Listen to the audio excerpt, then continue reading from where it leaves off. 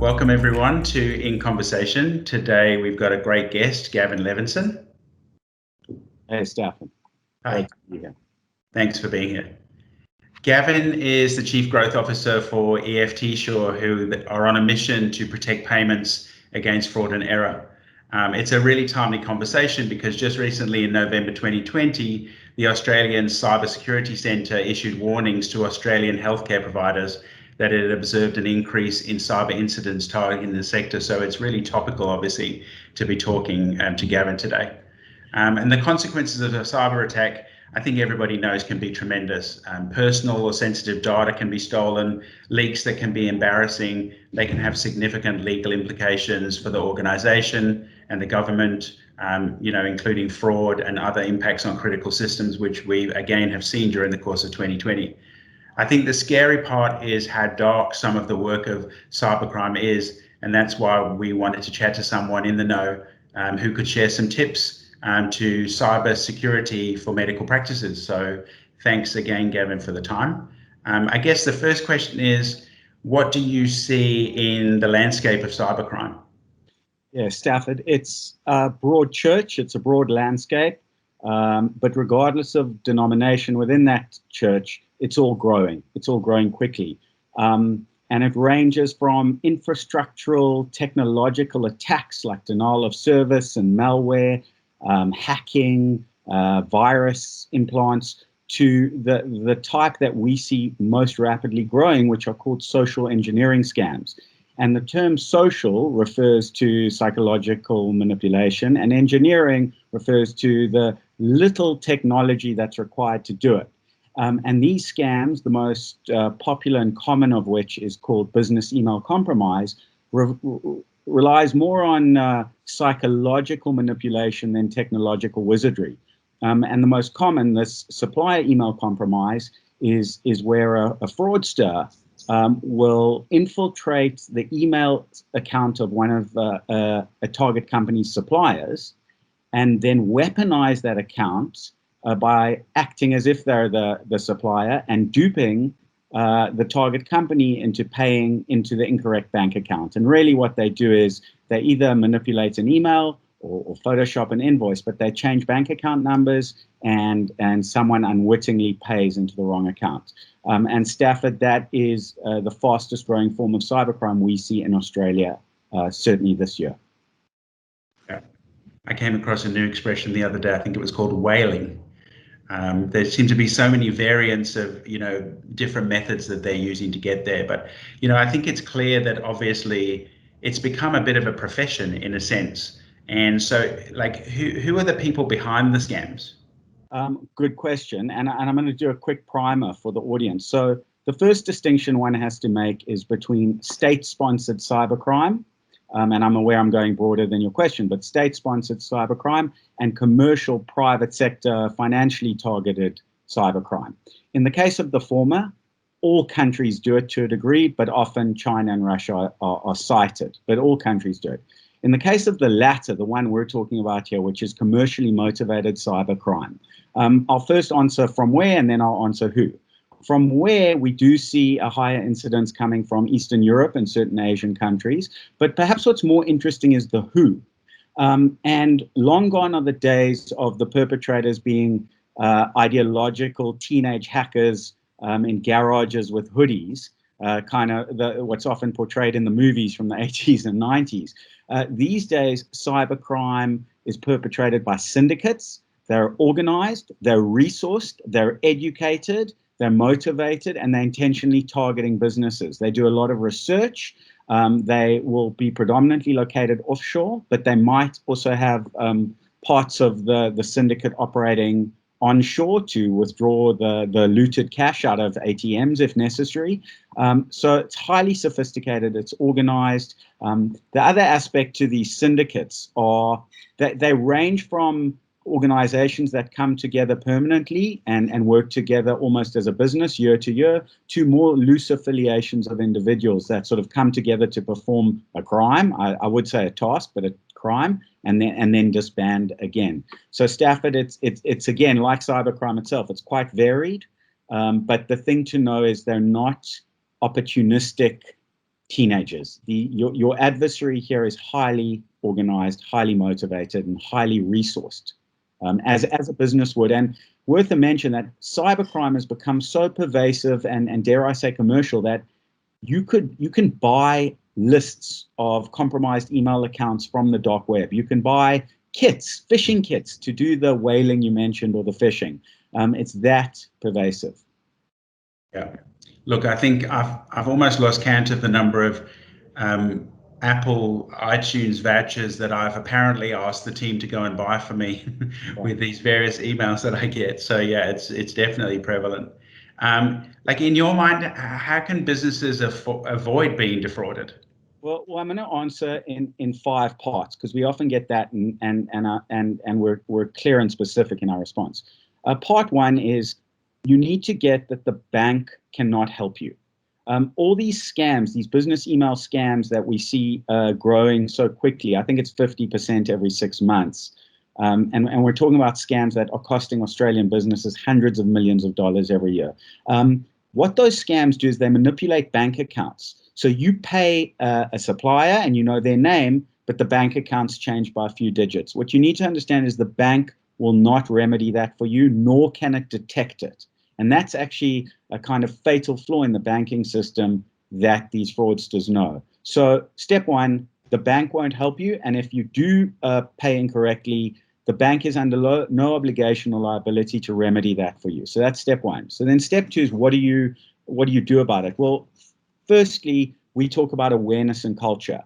You want to listen to recordings like this. You want to go to the ACCC ScamWatch website. You want to pay some attention. If you're in a bigger business, make sure your IT and finance teams are doing that for you. If you're in a smaller business, I would set up Google Alerts very simply to alert you to payment fraud, both within your sector, the well-being medical sector, and beyond it. The other thing is, create a culture in your team that it's okay for people to ask seemingly naive questions like, can I click on this? If people are unafraid to ask other people in the business if they think they should click on it out of fear of embarrassment, that can often lead to the wrong click. And as we like to say, it just takes 1 click. So you want a culture of questioning. You want to be generally aware. The third thing you can do is great password hygiene. And there are 2 parts to that. You do want to pay attention to all the things we're often told about passwords. Make them long, make them complex, change them frequently. And lastly, do not have the same password or even the same sequence of passwords for one application or another. So Stafford, if your password is Stafford123 for, let's say, your ERP or your accounting system, do not make it Stafford ERP for your email system or any other system. You want distinct passwords, you want to change them.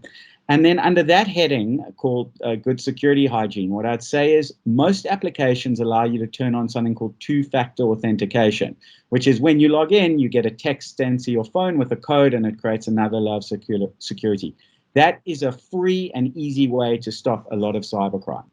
The fourth and penultimate thing I'd say is, and I'm talking to the bookkeepers, the ops guys, and women, the finance teams and the accountants. You want to ensure you've got best accounting practice, and the 2 key things there are separation of duties, and we, as the term implies, people who input data should not be the people approving data. People receiving vendor information should not be the people authorizing the upload of the vendor information into the accounting system.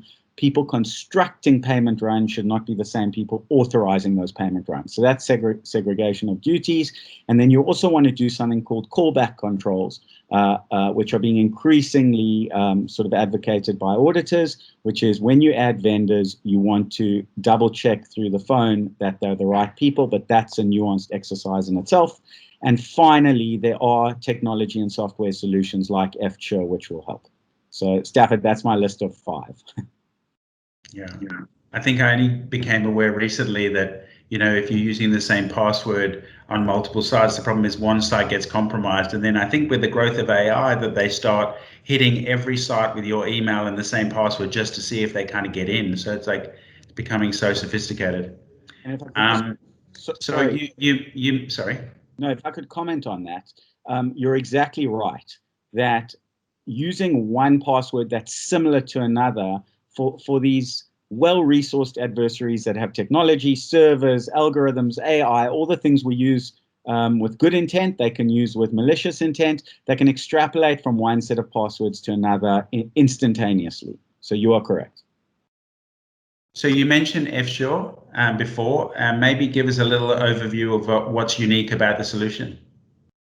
Well, we'd like to claim we are unique, both in Australia and globally, and we're unique in being able to verify who you pay before you pay them. And how that manifests for our customers is when you log into online banking, no matter who you bank with, and whether you're paying 5 people, 5,000 vendors, or 50,000 vendors in a payment run, for each and every payment line, we will give you a green thumb or a red thumb. A green thumb says that we have verified who you're paying. We've matched their name, their trading name, their BSBN account number to their ABN number.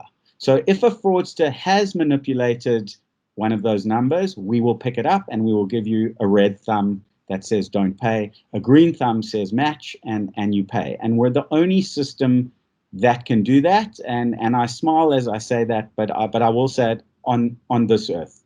We have not seen any other solution like that. And how we've managed to do that is the power behind those thumb alerts is a massive proprietary verified business database, which is now at 1.6 million verified businesses in Australia. So we're talking about 70% coverage of all active ABNs already. And that's the power behind our signals. And that's how we're unique in solving this problem. And presumably that grows all the time, the number of, verifiable accounts. Correct. We like to talk about our customers and those verified suppliers as a community. And as you add to that community, so the power of the verification strengthens, because what happens in that database is we have multiple of our customers paying a supplier at a given set of details. If one of those customers is compromised, we'll still issue an alert because the fraudster would have to sort of compromise multiple customers at any one time. And, obviously we could explain that in more detail if anyone's interested or if they go to our website. So Stafford, that's what makes us unique. Okay. And so leading up to the new year, kind of what's the best piece of advice you'd offer to healthcare professionals? Like how can they ensure their practice and obviously their assets that they've worked so hard for are fraud proof?